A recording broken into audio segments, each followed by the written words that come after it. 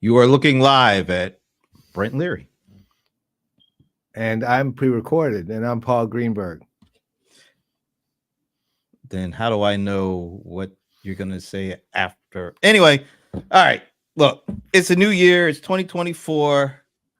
We're doing things a little different here, but we're still, the CRM Playaz. That was not wasn't different enough so that most people probably even noticed. I barely noticed it myself. So But you know what's noticeable so far? what's that? Somebody's not here. Nah, you know what? This is a little different. So I don't know if you saw this, and maybe you didn't. And I probably didn't. I was cleaning up my office. You probably did. Well, so before we get into this is we are the CRM Playaz, and we're bringing the ads into a whole new year. This is exciting stuff here, right? There we are. Now I feel better. Well, but there is something. Actually, I purposely held back something, and I'm gonna hold it back. But yes, we are in a brand new year, the first CRM Playaz episode of 2024. Do you have any special feelings? You feel? Well, I think as of 10 days from now, that's our 15th anniversary. Actually, CRM Playaz. Isn't that January? Is it the 9th or is it? I think it's the 24th or something. Oh, like 24th. I knew there was a 4 in there somewhere. It'd be easy to really figure this stuff out because we could always go back to that article because that's where we're. You know what? That's what I'm doing right now. It's like the original stake in the ground was put in there, so So anyway, well, as we figure out how long we've been around, and when our actual anniversary is, you got it yet? Almost. Not. Yeah. Well, while you're doing that, all right. So the reason why I've been holding out on the first moment is Finn of 2024 for the CRM Playaz, because I didn't know if you saw what a comment that Sven made before the show even started. So I'm going to show you. Let me do this. Here's what caught my attention, like literally minutes before we started the show. Uh-oh. I'm like, yo, I don't know nothing about this segment. I'm not I'm on the Stump the Godfather, but I'm not on the Tickle the Godfather. I'm leaving that up to you and Sven to figure that one out. I don't know what I know he doesn't mean like tickle, like use your tickle you Elmo. Right. It doesn't mean like, make me laugh, tickle. He means tickle me pink, like, oh, that's really so cool. Like that. Like shiver me timbers. Yeah, I knew you were gonna. How did I knew you were gonna say that. I just do it. I didn't know that Sven was gonna be tickling the Godfather. I tell you that. I did not either. But I think this is bizarre. But I'm not the actual post I need is not showing up. Oh, really? Okay. And I'm typing in CRM Playaz 2009 ZDNet and Paul Greenberg.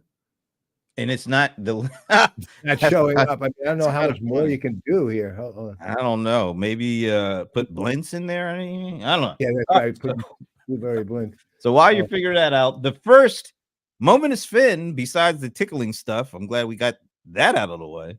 But here is the very first moment is Finn. All right, let's see. 2024. I am saying Gaelic. Irish Gaelic.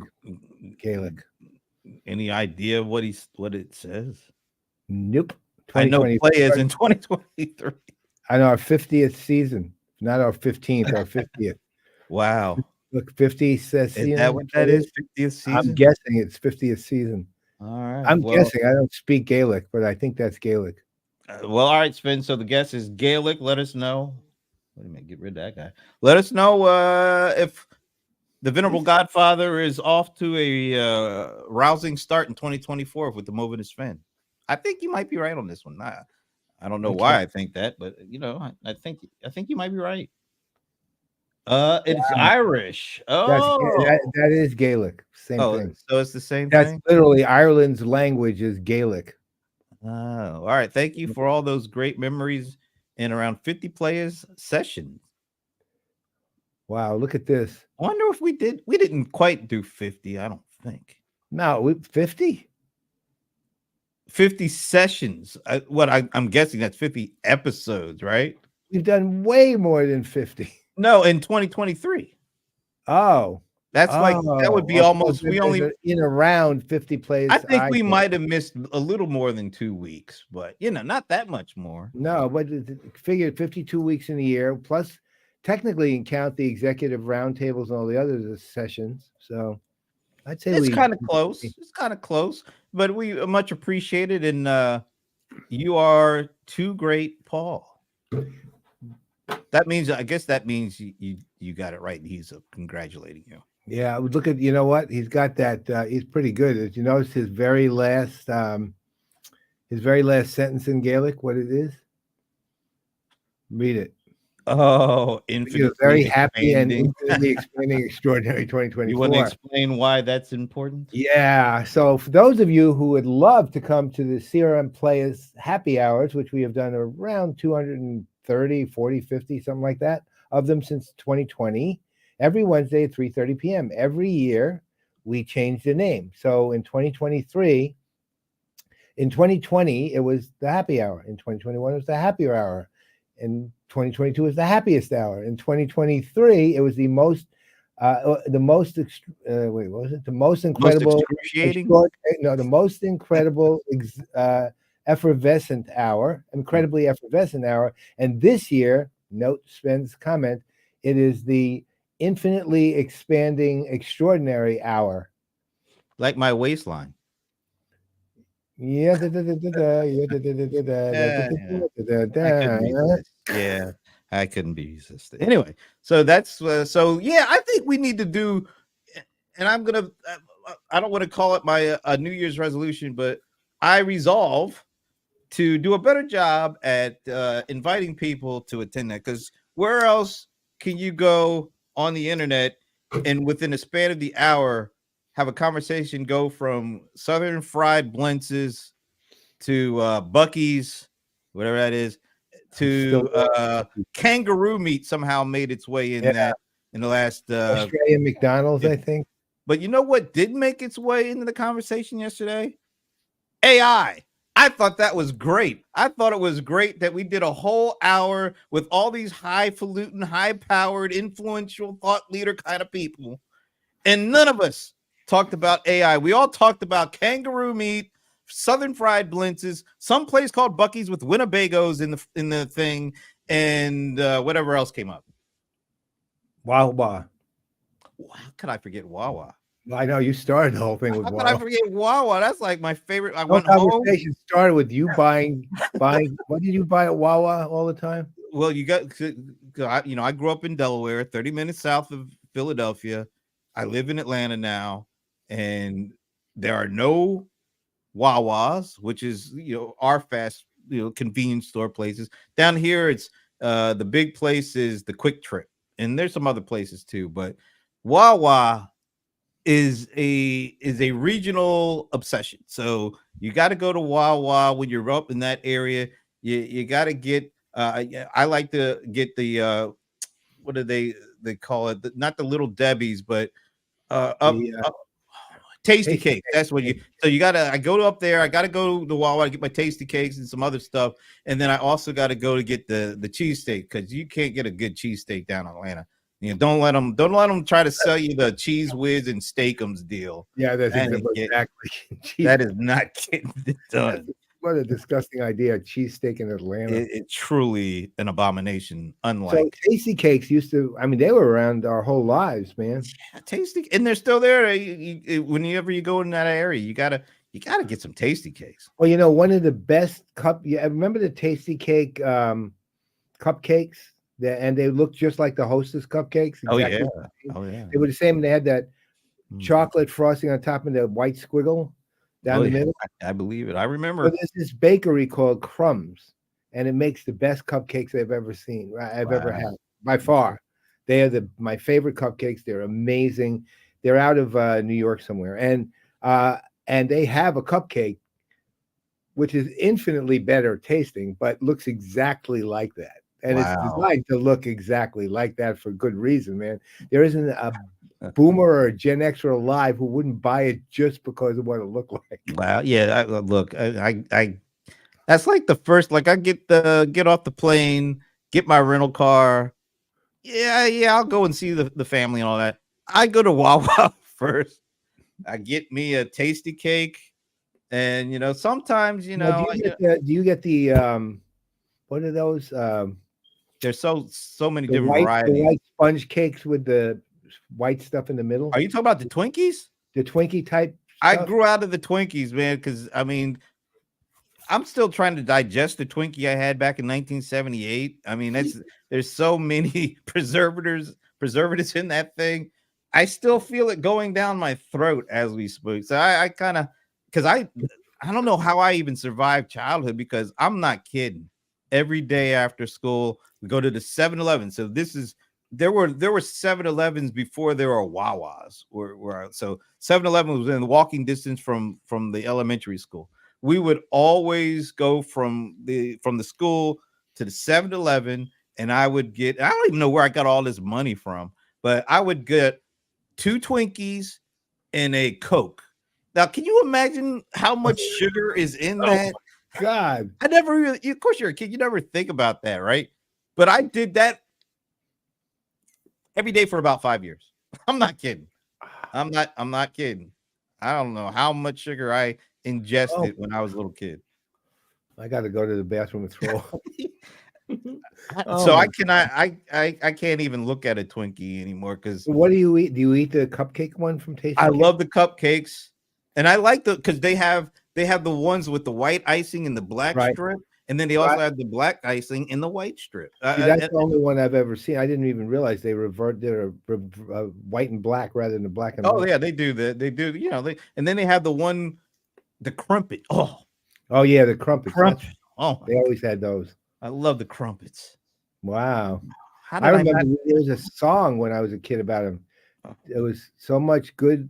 So much good. Wait, tasty cake. Wait, we went so much good. It's good for your tummy. Tasty cake and pie. And there was so much good and yummy. Tasty cake and pie. I remember. I don't remember that song. That was a commercial that they ran incessantly in New York. Oh, okay. I don't remember. I would remember something like that. But, think about it. Here I am, 74. I still remember it. That's how incessantly they ran it. And I don't know how good it is for your tummy either. I mean, come on, let's face it. It tastes great. But definitely not. Anyway, thanks for listening to our walk down memory lane segment of CRM Playaz. There, I feel better about things. You know what I don't feel good about though? This is one of these things I got. We all get these stupid emails and notifications. This one I have never seen anything like this. Now, I don't really care about the actual email offer because whatever, Discover, sure. A kind notice, Brenton. I mean, they use, first of all,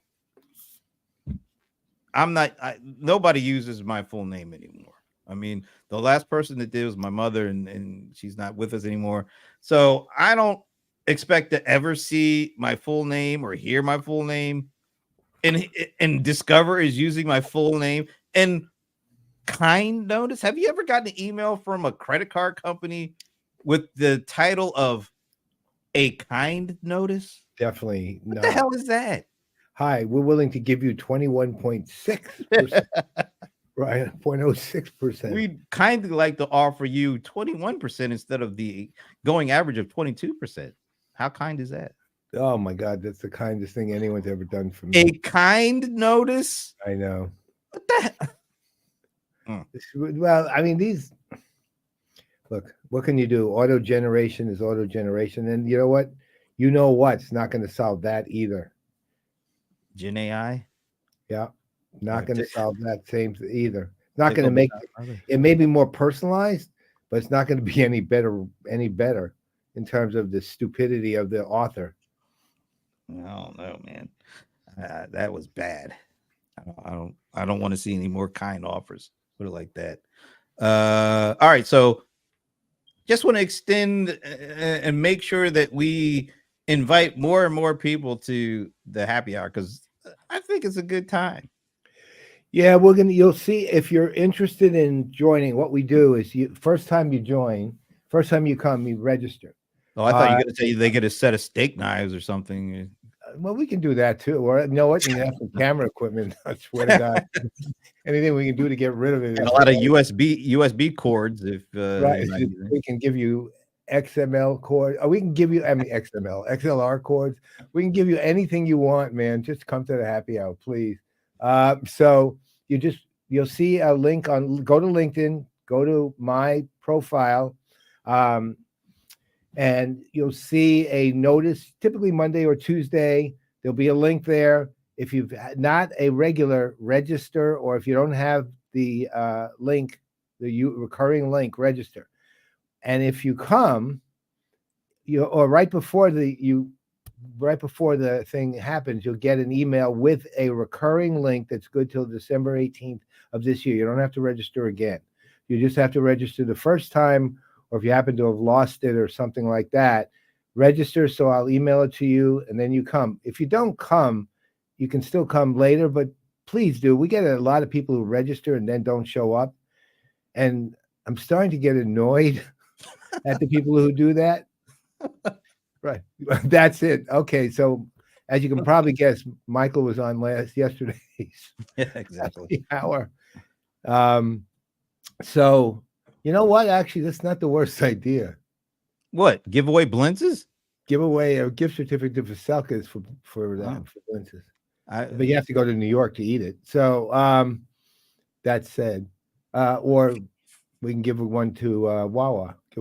No, we're gonna wait till Eric's son puts the idea out there into the chain of convenience stores to make sure that they offer Southern fried blintzes. I would be interested in that. I would not. I don't know. But I would not. I would be more interested in that than a blueberry bagel, but not interested none of the week.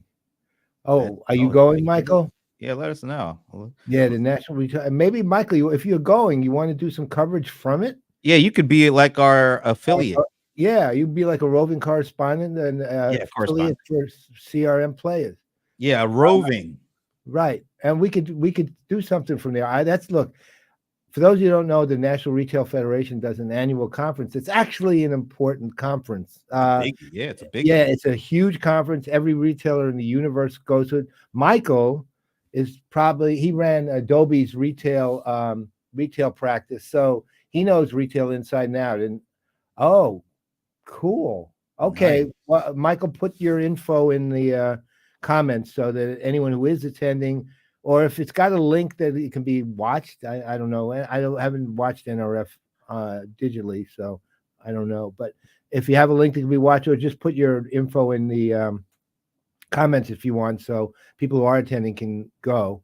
But NRF's a really important conference for the retail industry, and they're very interesting. Technologically, they're always on the cutting edge. They always are exhibiting the cutting edge stuff too. But yeah, we'll discuss it offline, like he said. Maybe we'll figure out something. Do they have like a big major like keynote thing? And there's the link to the description of his session. Online retail, new generation shoppers, how artificial intelligence will humanize digital. Okay. You think that link is optimized? Yeah, this bit is Bitly. It's a kind link. That's right. It's kind. It's 0.9% less than another link. Yeah, let's figure out. Maybe there's a way that we could have him do Michael, something. Yeah, let's do that. Because Michael, maybe we get you come on the show, you talk about what you're seeing. At the same time, maybe you could, do some wandering work. I mean, we'll figure it out. We'll have a conversation after the show. That would be awesome, actually. Sounds good. All right. Well, we're off to a rip-roaring start, and we do have a special guest. We're gonna, it's somebody that's we've known for a long time, but it's his first time actually joining us on the CRM Playaz. At least I think it is. I'm kind of starting to lose track of all the shows we've done, but I don't think we've had him on. But before we do that, I have to apologize to the venerable Paul Greenberg because it's been, wait a minute, Magic Johnson and Drew Barrymore. What a lineup. That's an interesting. Those are the keynotes at the NRF. That's I'd love to. Drew Barrymore. I know it's going to be interesting. Well, I know she has some business thing she's been doing, but I don't know what it is. All right. Well, maybe we'll Michael, if you can snag Drew or Magic to join us, feel free to do so. We'd love to hear from them. But anyway, as I was saying, I really do feel a need to apologize to the venerable Paul Greenberg because I don't think we've done a Stump the Godfather. And notice I made sure I said it right and correct. Oh, wait a minute. Good Lord. Drew Barrymore's enterprise insights are always trenchant. Trenchant. I don't even know what that word is. So, leave it to the best way. I mean, I won't give the definition. But just because John's sentence alone kind of tells you the definition if you can put it all together. Well, I can't. So could you please put it together? No. Just meaning that. Let me rephrase it. The tone of John's sentence kind of put John's sentence is, let's call it ironic. All right. Trenchant means if you got to define trenchant, it would mean something like crystal clear. They're just deep and meaningful and rich and clear. And clear, meaning he's making fun of it. I think I sense a little sarcasm. I really thought he was trying to say you should wear she wears a trench coat or something, because I never heard of trenchant. I'll be the first one to admit. But it's also there's also, I think, now this is, I don't remember for sure, okay, on this, and John, correct me if I'm wrong, but trenchant can be used as kind of like clear and cutting, like, you know what I mean? Like the insights are sharp, but they're sharp to the point of like sarcastically sharp. Really? Yeah, I think that's like another meaning. I've heard it used in that way. John, correct me if I'm wrong on that. I know it means clear and penetrating and all that, but I don't. He's got to be messing with us, right? I mean, not that they maybe she is like. It would make his comment even funnier if it actually meant caustic or sarcastic. Remember, the only thing I remember from her is, wasn't she the one that said "E.T. come home" or something? Yeah, I don't know. She was in like the movie 40 years ago or something like that. 42. Anyway, all right. Charlie's Angels too. She was funny. Why are we calling him John? We know what he's really supposed to be called when it's on the CRM. Brohammer. I mean, we gotta make sure we get things right in 2024. But anyway, I digressed far enough. I've been trying to apologize to the venerable Paul Greenberg because it's been about a month. Yeah, well, maybe not that long. Well, 3 weeks. We haven't done a Stump the Godfather in 3 weeks. And if I recall, the last time I did it, I just completely messed it up. Like, I showed you the answer. The answer. Well, by the way, I don't accept your apology. So I apologize, and I want to make sure that we get off to a rousing. Not accepted. I want to get off to a rousing start for the year. And before we do that, let's see, what is Finn saying? When I think back, we have had so many amazing discussions here in the chat in parallel to the show. The LinkedIn issues destroyed it.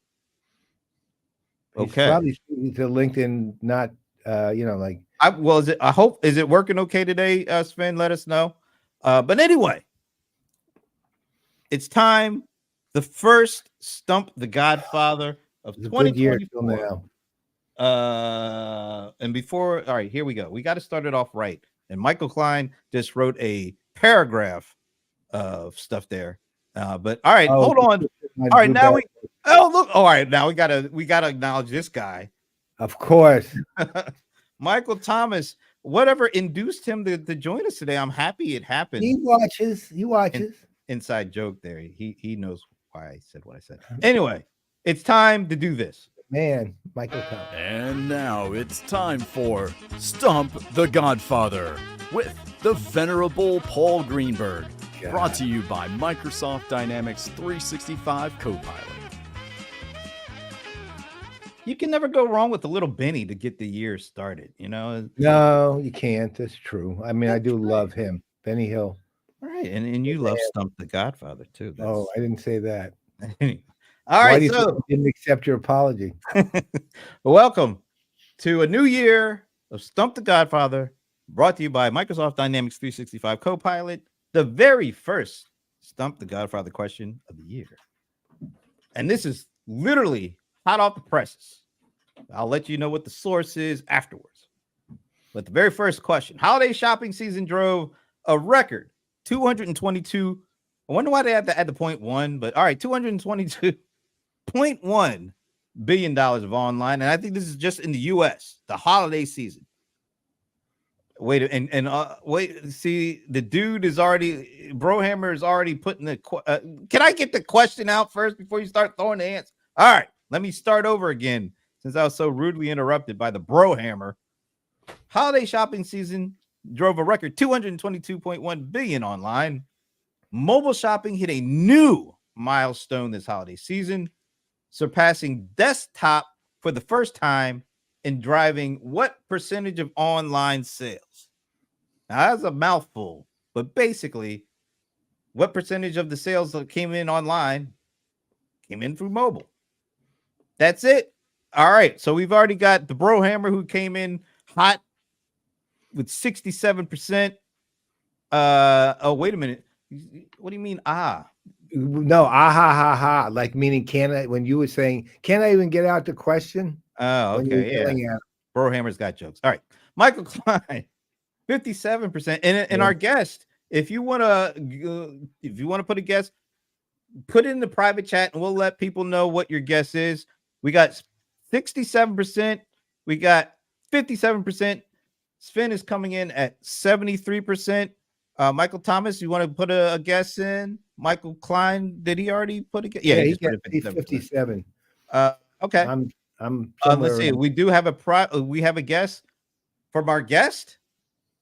It's 52%. We'll tell you who he is because Paul is going to do his very first intro of 2024. And I don't want to spoil it. So he is coming in at 52%.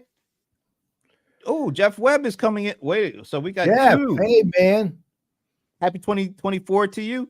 So he's coming in at 52% I solved. All right, Michael, stop trying to get ahead of the game here, buddy. you'll find out where the and Michael, if it's Adobe, you'll win a free play to Blintz's ad. All right, so we got 52, we got 57, we have 67, we have 73.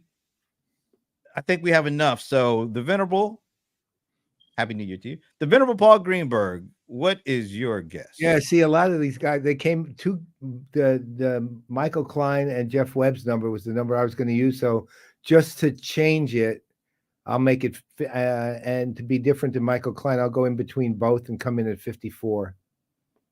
All right. So we've got, I just want to total this up. 52, two people at 52, one at 57. It's Michael Klein. John Reed, 67. Sven, 73%. And of course, our guest is also at 52%. The answer to the very first Stump the Godfather question of 2024 is 51.1%. Wait a minute. I think everybody is over. Yeah, everybody's slightly over. 52 was the lowest number. And it was Adobe. Michael was right, though. Michael, you win. Blintz is in Paselka. But wait a minute. NRF is in New York. I'll send you I'll get you the details. Are we going by the price of the Price is Right rules so that there's no winners because everybody was actually over the actual response? Is that how we? Does Price is Right allow you to go under? Nah, if everybody goes over, there's no winners, right? You got to be Well, but under. we've always been the closest. I would look. I told you 52 is my number. I only went to 54 because we had so many 52s. It was Wait a exact minute, number. Jeff, how could you round up 51.1? No, he rounded it up 51.1 to 252. It's called. That's He's not how rounding you up. round. Well, you round up. If you round up, that is how you round. You round up to the next highest whole No, number. no, you got to be Yeah. like 51.5 or something. No, you like don't that. have to be. That's not a whole number. That's the rules. That's the players' rules there. Wait, I think my family's numbers are that might take it to 52. You know, who knows? All right. 50. You guys were close. 52 was close. I mean, Well, it kind of gives it away a little bit. There's a big hint, which is surpassing desktop for the first time. You can't assume it's going to jump from 48 to 78, right? You're not going to all of a sudden jump 30%, right? And you're going to assume it jumps a little. well, I don't know. I think maybe the Brohammer's guess was a bit trenchant. No, it actually wasn't. No, well, it could have been trenchant. You can be trench. You can have a trenchant commentary and still be wrong. Oh, okay. I just wanted to say clear, penetrating, not sarcastic. That's not really right. Cutting.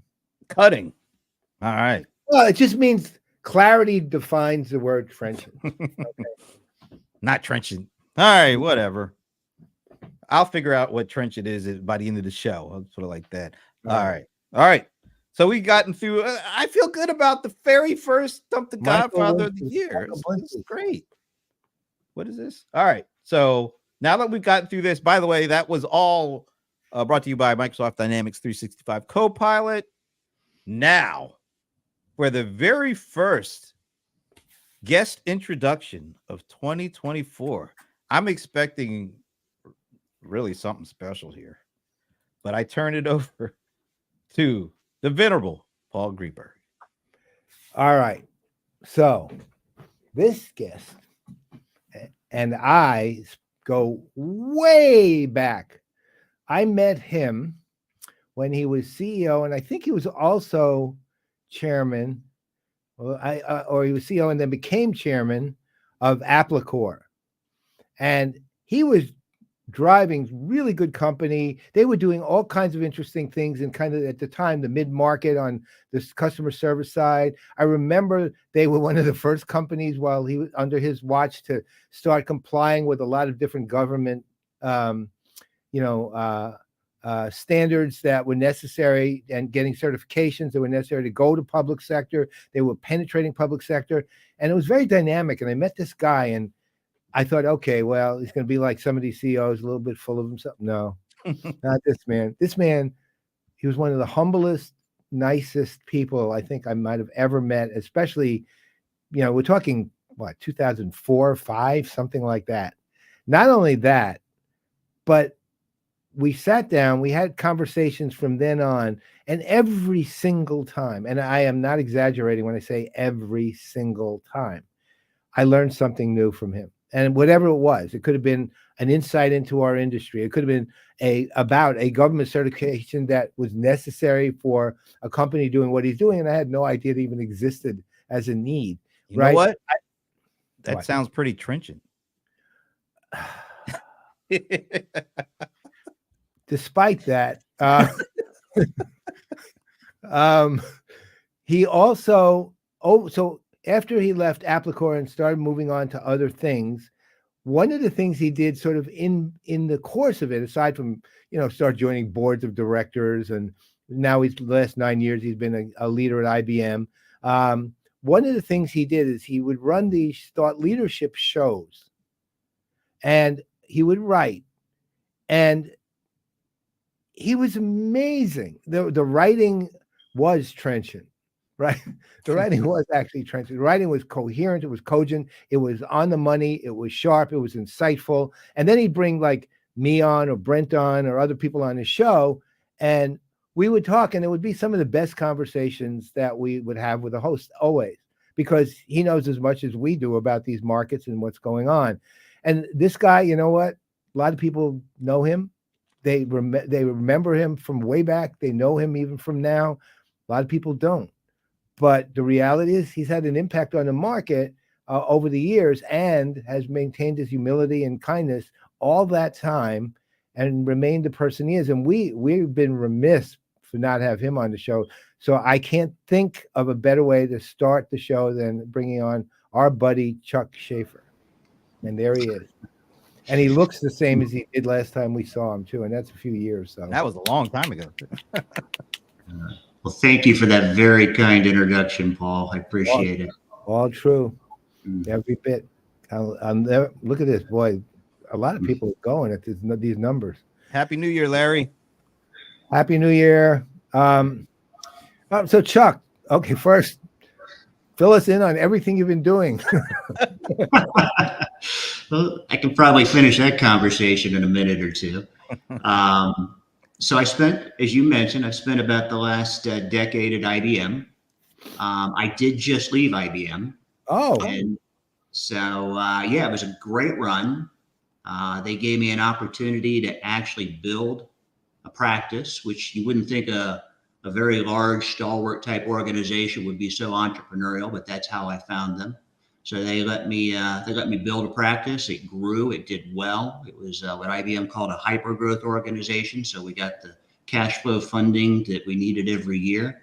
But after about 10 years, I just thought, time was up. It was time to kind of move on to the next thing. So it was a fantastic run, but now I'm going to be looking for the next thing. Are you going to look to do something on your own, or you think you want to go work with somebody or for someone, or what? I'm probably going to do something on my own. I'm kind of moving in that direction, looking at revenue-based consulting, revenue architect type consulting. I'm a CRM advocate. I'm a CRM fan, but I've always looked at CRM as a technology to enable customer relationship as a business strategy. Yeah, it's I think it's a little bit of a minority view. I don't believe CRM is a software application. I think the software is essential to bring efficiency and scale to customer strategy, but I separate the two. I love the strategy. I love the software as an enabling component of the strategy. So how do you, given everything that's gone on in the last, let's call it 6-7 years, so AI is only included in that and not the only thing. Where do you see things moving in let's look at it from the standpoint of a strategy, forget the technology for a moment. Okay. Where do you see customer facing strategies going? What are people going to have to do? What are companies going to have to think about? How's that going to work in your eyes? I think that if you think of customer relationship management as a business strategy, and you think of that goal to build mutually rewarding and profitable customer relationships at scale, you have to start the strategy by recognizing what is most important to your customer. And if there's a weak point in CRM technology deployment, it's probably not starting or recognizing what is most important to your customer and what are they willing to pay for, and how can you deliver that economically so that both the company and the customer can win. I think more often than not, CRM deployments tend to focus on what technology does well. Technology is great for efficiency. It's great for scale. In my opinion, it's not as great for effectiveness. But what it can do to the strategy, it brings the data management, the process automation, the information reporting. And so I think people deploy CRM technology to achieve those benefits, which are huge. But none of those things build a better relationship with your customer. Yeah. To build a relationship, you've got to have quality engagement. And I should emphasize the word quality. It's not about how often you ping your customer or how often you send them some type of interaction and a nurture campaign. It's not about the duration of your engagement. It's about the meaningfulness of your engagement. And frankly, that can be helped with technology, But technology is never going to create a meaningful connection between a seller and a buyer. I got to ask this because you've been around for a long time. We've been around for a long time. I think the three of us are kind of in agreement about thinking in terms of CRM, in terms of culture, strategy, people, not necessarily leading with technology, but that's the way it's always been. It's always been the focus, the emphasis has always been on the technology. Kind of understandable back in the days when there was like these $1 million implementations, and every change you had to make cost you like another 7 figures, and people were spending like crazy, and so I get it. We're relatively speaking, it's not the same because it's in the cloud now. You're not having to spend all this upfront capital just to get the thing running. So it's definitely not the same lift it had been from a technology standpoint to actually get up and running and using it. But it still feels like the sentiment is it's a technology. Why do you think that is? We're in 2024 now. Why do you think that hasn't changed while everything else seems to have changed? As best I can tell, CRM is a term or an acronym. I think it came out in 1992 by Tom Siebel when he used the term CRM quite frequently in his S1 to go public for his company. And I noticed when that S1 came out with that term, first, all of his competitors adapted the term, and then the media adapted the term, and we've never been able to put it behind us since. So that was 31 years ago. In that time, that term, and I believe, has been most promoted by the technology providers. They make the technology, as I put it, to enable or facilitate the strategy. And they do a fantastic job. I mean, there are so many fantastic CRM software products in the marketplace today. And they're mature. If you go even starting with the cloud and, whoever it may be, probably starting mostly with Salesforce, that product's over 2 decades old now, and several others are very close. So they're very mature, they're very feature rich. And the concept of CRM continues to be most promoted by the technology providers. They've got a bit of a self-serving interest to promote it as a technology. And not that they discount the strategy. I don't think they do. I just think it's not in their wheelhouse, and it's not in their economic model. They're in the strategy, or actually they're in the technology business. They partner with strategy providers or GSIs or value-added resellers or whoever they partner with to bring that component forward. And I don't think those partners are giving the same promotion to the CRM as a strategy as the technology providers do CRM as a software. Well, to your point, I think it was, I don't remember, it was years ago though, right around when E2O kind of went away, and social CRM started to go away. I remember realizing no matter what, because I'm of the same original school that you are, and all of us are really, which is CRM. Yeah, my original definitions of CRM was a business strategy, philosophy, blah, blah, blah. At a certain point, I realized no matter what I did, no one was going to, when I said CRM, no one was going to listen to business strategy or philosophy at all. As far as they was going to, oh, you mean Salesforce? Oh, you mean Oracle? Oh, you mean, that's what they saw it as a system. They saw it as technology. So I started calling the strategies, just when I got to the strategy component, I said, in fact, I even changed the way I defined my advisory practice as customer-facing strategies and left it there.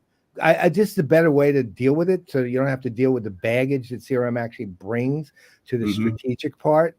Because ultimately, that was a fight. I realized there was no way that, at least from my own perspective, I was going to win. They were going to treat it as a system and a technology, no matter what I did, right? So, and no matter what any of us did, really. So, I just say, all right, I'll change my wording so that it still fits exactly what needs to be fit. Because, then we were dealing with CX and then customer engagement, and they were kind of spinning off the non-technology pieces, right, into their universe. And now, of course, it's CX platforms, engagement platforms, and it's gotten back to technology again. So that said, I figure, you know what, customer facing strategy works just as well. People will know what I mean, and that's all I care about. As long as they understand what I'm talking about, because they need to understand their customer facing strategy, I'm good. I don't know how you'd want to deal with it, but it's just call it natural on your own, call it a suggestion. I agree with you, Paul. In working with clients, though, I will share, I have found it helpful. I think there's more than one customer strategy. CRM is a customer strategy. Agree. I think customer experience management is a different strategy. I think they have significant overlap, but they are unique and deliver unique benefits. I think customer engagement is its own customer strategy. I think you could call things like a loyalty program a customer strategy, used more often in retail industries or consumer industries than B2B. And you kind of have to narrow it down to, what business is the client in and who are their customers. Right. But irrespective, they're all different. They all have overlap, but they are unique. And when you hone in on the right customer strategy, it in my mind, and my experience, it just makes the technology all that more powerful. Right. You've got to engineer the technology to achieve the strategy objectives. If you don't have the strategy objectives, it's a bit of an aimless pursuit. So go ahead, Brent. Okay, go ahead with your follow-up, and then I'll come back around after you. So I guess the question there, I mean, a lot of this is language, really, how you use language. And that always, to me, is a big deal. It's actually a huge deal where a lot of people will tend to, I would say it's just words. It's not just words. There's no such thing as just words. It's how we communicate. So one of the things that makes me think about it is, Michael. One of the things that makes me think about that is, and one of the reasons I did call it customer facing strategy is it goes right to your exact point, which is there are distinctions between CX. Look, my last book was not on CRM, it was on customer engagement, and that's where it focused. And everything else was placed in context of and framework of that deliberately. That was what the book was for. But then I realized even after that, I don't have to call it any of them anything. I just have to figure out the right strategy, right? What it is, and make that work. And whatever they want to call it, they can do whatever they want. I'll call it the right strategy, and here it is.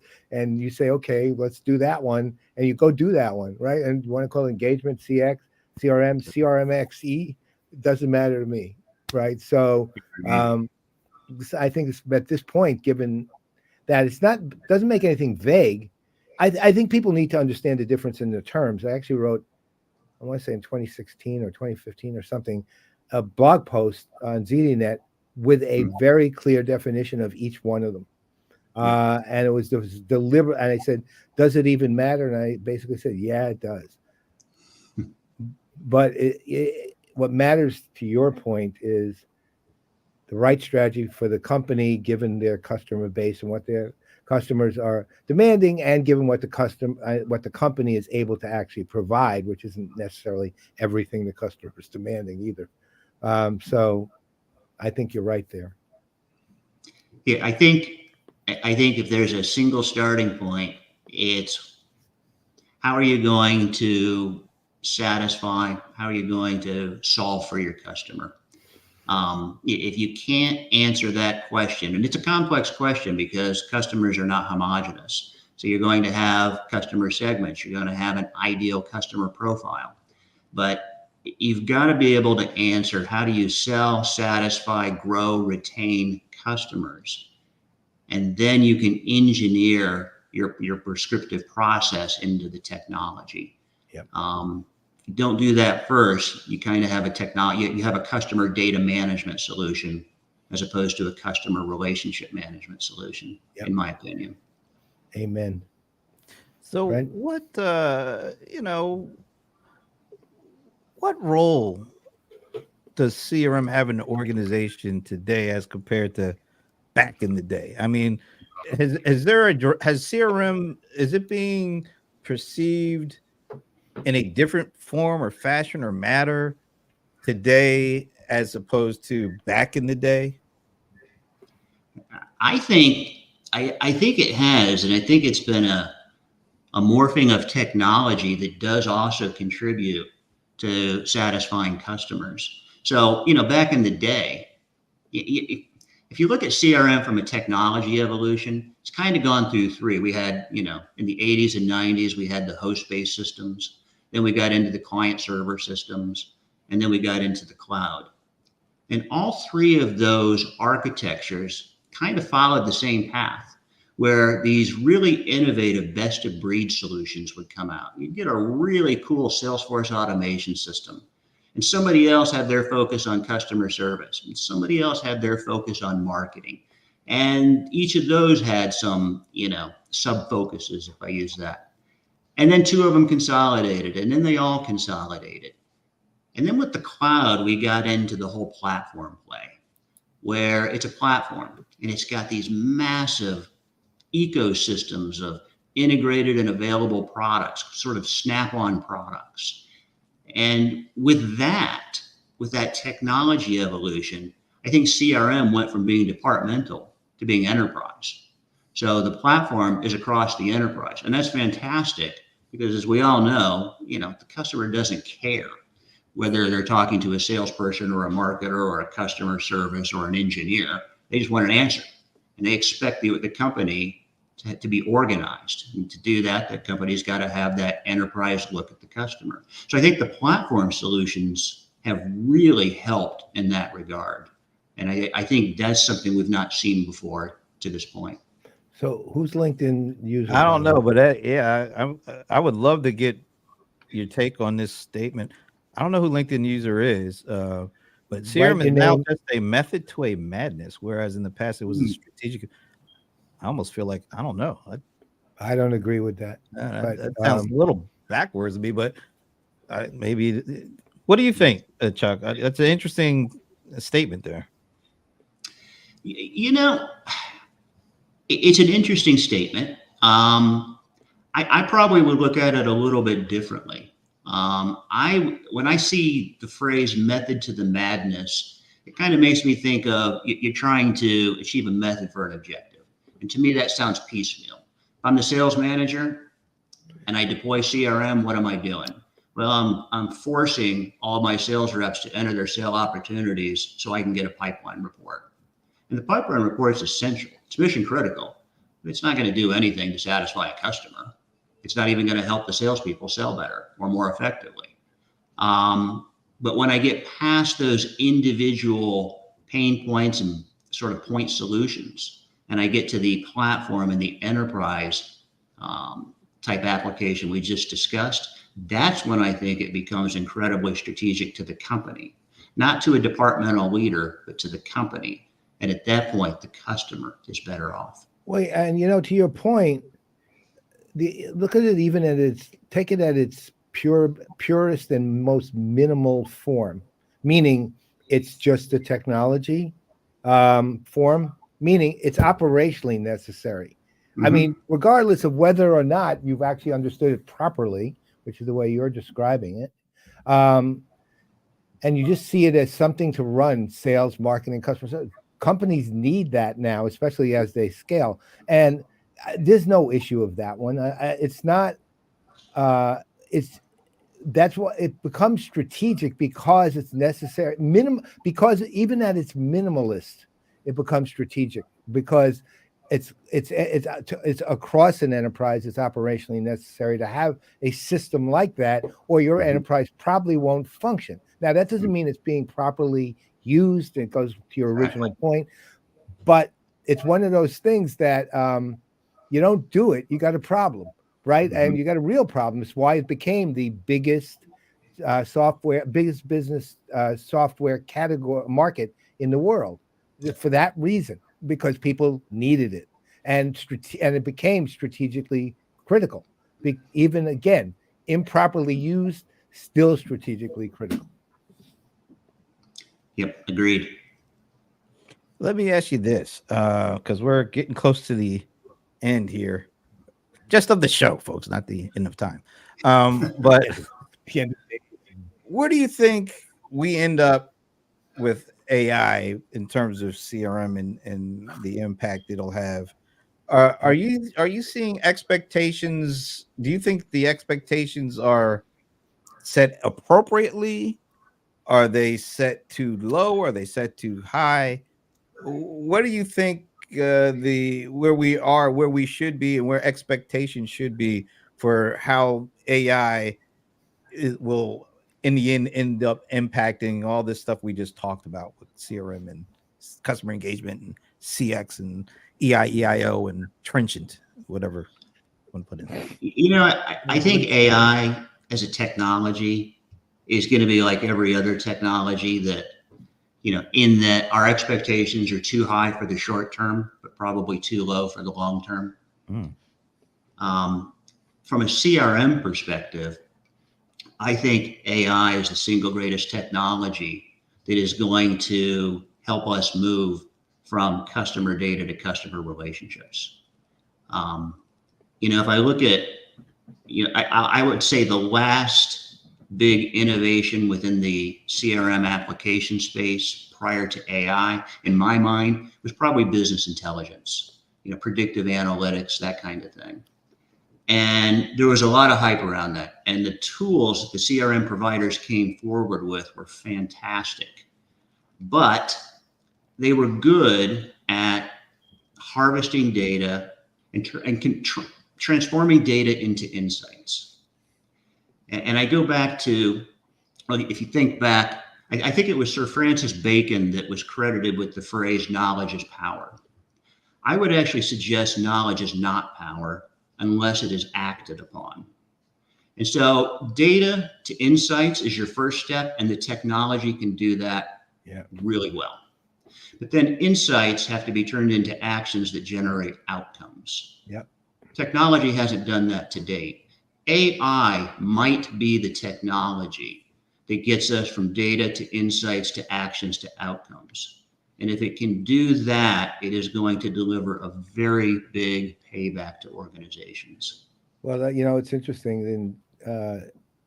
In German critical philosophy, there's a Hegel and Kant and the others have this difference in thinking between. There's a difference in understanding and knowledge, right? And understanding means intellectually you get it, but you don't necessarily, I'm oversimplifying here, but you don't necessarily do anything about it, but you get it. You get the fact that this is happening or this is what it is, et cetera, meaning you have the insight. But until the action is taken, it's not even knowledge. It's only knowledge when the action is actually taken and the outcome occurs. Then it becomes knowledge because it's an active use of a human being's time and efforts to realize, understanding, right? And so it's literally a hardcore principle of German critical philosophy that understanding that difference. Kant used to treat it in terms of freedom and necessity. Somebody would say, well, how can I be free if I have to act, if I constantly have to do what's necessary? And you know what the answer was? Kant used to call it the fundamental antinomy. You know what the answer was? You have the freedom to do what's necessary. And that's actually true when you think about it. It says, look, you don't have the freedom to do anything you damn well want. You have the freedom to do things, but there are levels and degrees of freedom that have to be applied in ways that benefit the world or benefit you and your family, but don't hurt the world, et cetera, et cetera, et cetera. So you have the freedom to do what's necessary. It's all a matter of the difference between understanding or untrammeled freedom versus a framework and an action taken against that, right? So I totally agree with you on all of this. And so does Hegel, Kant, Feuerbach, and even Karl Marx to some degree. Well, I just want to congratulate Chuck for being the first person to ever reference Sir Francis Bacon on a CRM Playaz episode, and to draw out the Hegel and Kant references. I was always a Descartes guy. I was more, I think, therefore I am kind of guy. But I really appreciate both Sir Francis and my boy Hegel, because GWF, anyway. GWF. That's what his rap group was. They were all trenchant. His early hip hop group was called GWF. Or WTF. No, George Wilhelm Friedrich. Right. Right. All right. So, by the way, Jeff also appreciates a good Francis Bacon reference. So there you go. You know, it's his first time on the show, Oh, so you know what that means. yeah, I have no What's idea that? how this is going to go. Okay, I so do, we are but at the top of the hour. So this has been a great conversation, Chuck. Thanks for joining us, and I can't believe it took like 20 years for you to well, join us. just plan on joining us again this year. So That would be nice. All right. So, well, it all depends on this answer to this last question. So, do you have a favorite NFL football team? I will admit I don't follow pro ball. I do follow college ball. Okay. Who's your college team? Just out of curiosity. And I don't know that I don't have a favorite college team, but there's several college teams. I live in Florida, so we've got three great college teams down here. One of which just got robbed rather miserably this year. Although after seeing the Georgia game, I was getting ready to say, are you talking about the team that lost by 60 points to Georgia? yeah, but we didn't show up, so I'm blaming that on the transfer portal. absolutely the whole. I was rooting for Georgia, You but I'm blaming it on the could blame about 20 points of that on the transfer Maybe portal. 30. I don't think you could do 40. I think I give half to the transfer portal, and the other half to just basically shutting down themselves and saying, complaining. Well, you didn't give us what we wanted, so we're just dialing it in. That's all right. Our dogs did not die. I rooted for the dogs. I no question about that. But anyway, your answer is perfectly great. It's fine. You don't have a pro team. That is definitely not the word. One answer that's wrong, and that's the Patriots. And they're so bad, it's really hard to even bring it up anymore. They're that bad. To Bob's point, Bob's absolutely right.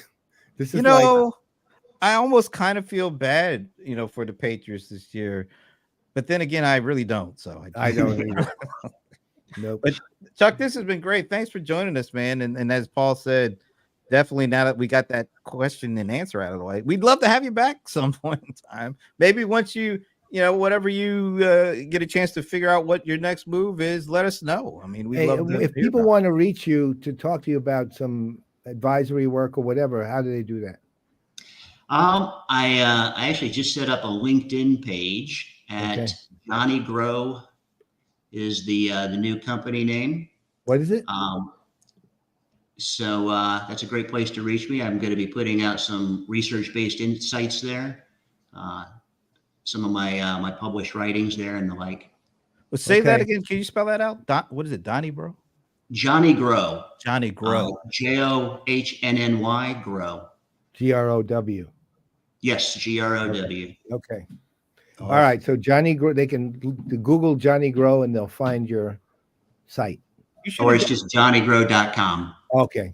You could have done Johnny Be Good too. That might be Johnny Be Grown. Johnny Be Grown. Grow Johnny Grow. Anyway. Right. Grow Johnny Grow. So on behalf of Chuck Schaeffer, I'm Brent Leary. I'm Paul Greenberg. We are the CRM Players. And although it's a brand new year, we still end with the one and only Minnie. Hey, Minnie. See you next week, Minnie.